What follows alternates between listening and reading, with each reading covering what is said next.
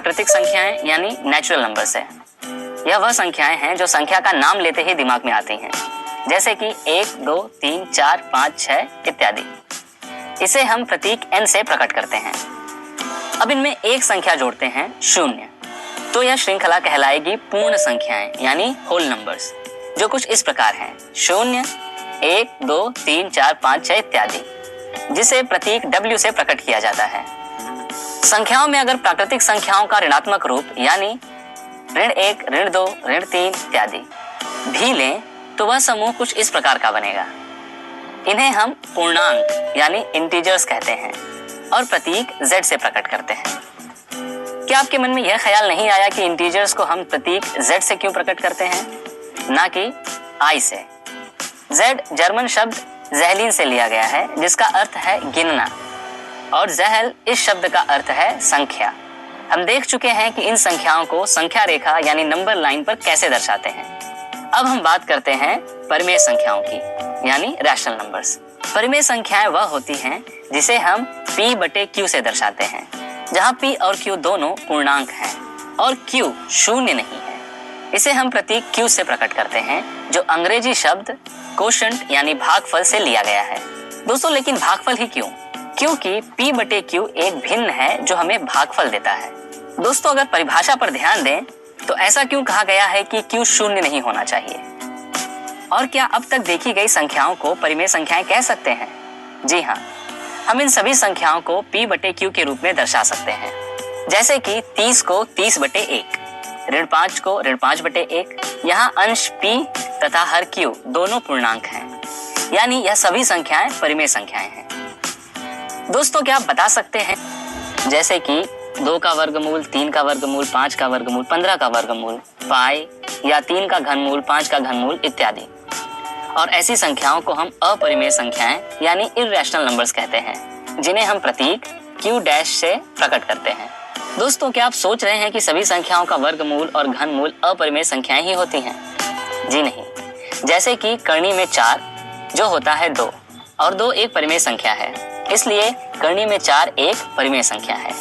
उसी तरह करनी में 9, करनी में 16, करनी में 25 भी परिमेय संख्याएं ही हैं।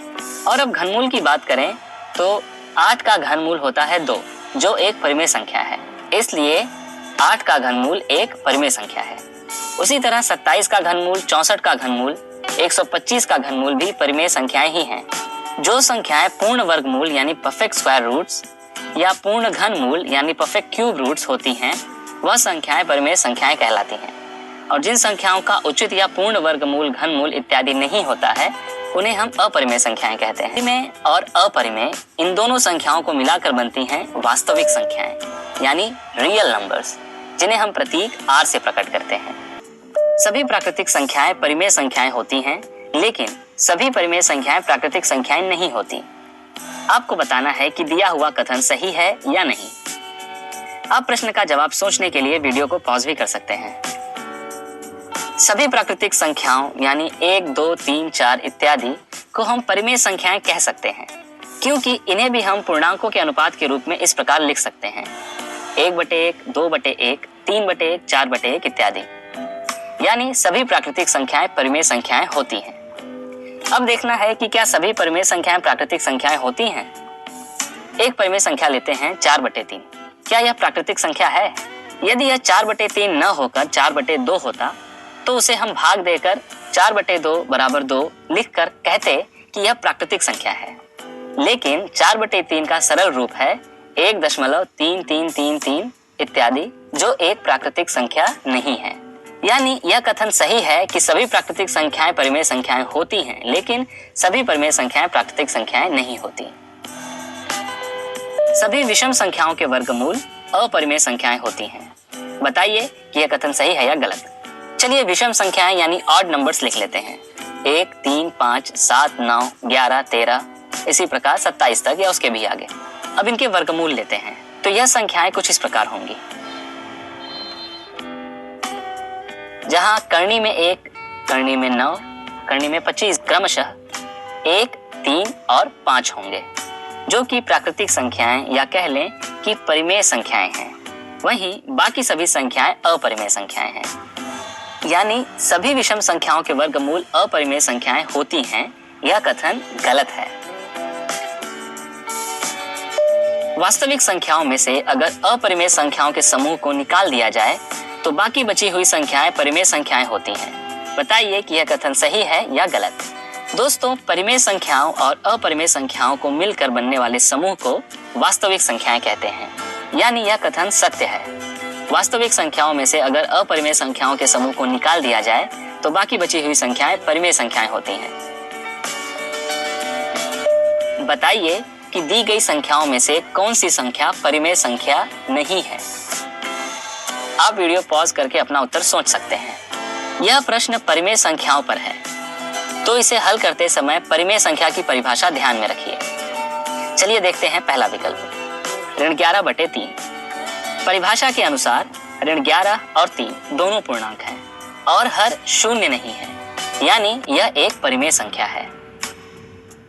दूसरा विकल्प करनी में 81 वर्गमूल के रूप में है, लेकिन 81 का वर्गमूल 9 होता है जो एक परिमेय संख्या है।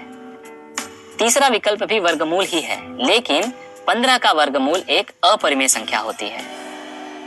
अब इसी तरह का एक और प्रश्न लेते हैं।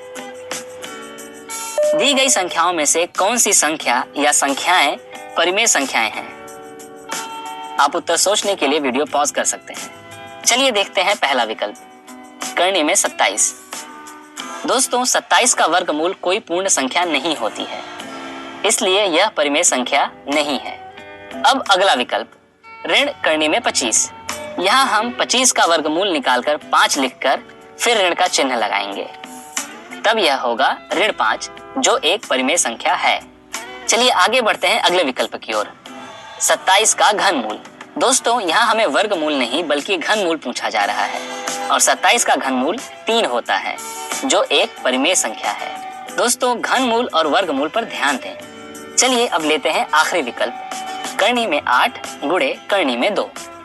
यहाँ 8 का वर्गमूल और 2 का वर्गमूल दोनों ही अपरिमेय संख्याएं हैं, लेकिन इसे हम इस प्रकार भी लिख सकते हैं, करनी में 8 गुणे 2 यानी करनी में 16 जो होगा 4। यह भी एक परिमेय संख्या है। यदि परिमेय संख्याएं पूर्णांकों का अनुपात होती हैं तो क्या 1/0 भी परिमेय संख्या है? दोस्तों, अगर हम परिमेय संख्या की परिभाषा देखें तो वह कहती है कि परिमेय संख्या p/q के रूप में होती है, जहां p और q दोनों पूर्णांक हैं और q शून्य नहीं है या नहीं होना चाहिए। लेकिन ऐसा क्यों कहते हैं? 1/0 या किसी भी पूर्णांक बटे 0 का अर्थ होता है कि उस संख्या को 0 से विभाजित करना। क्या आप किसी संख्या को 0 से विभाजित कर सकते हैं? यानी 0 से किसी भी संख्या का विभाजन असंभव है।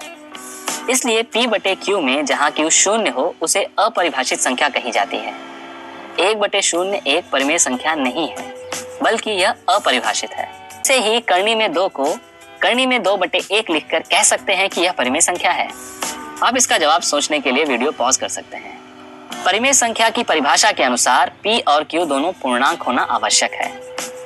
q जिसे हमने 1 लिया है वह पूर्णांक है, लेकिन करनी में 2 पूर्णांक नहीं है, इसलिए हम इसे इस प्रकार लिखकर परिमेय संख्या नहीं कह सकते हैं।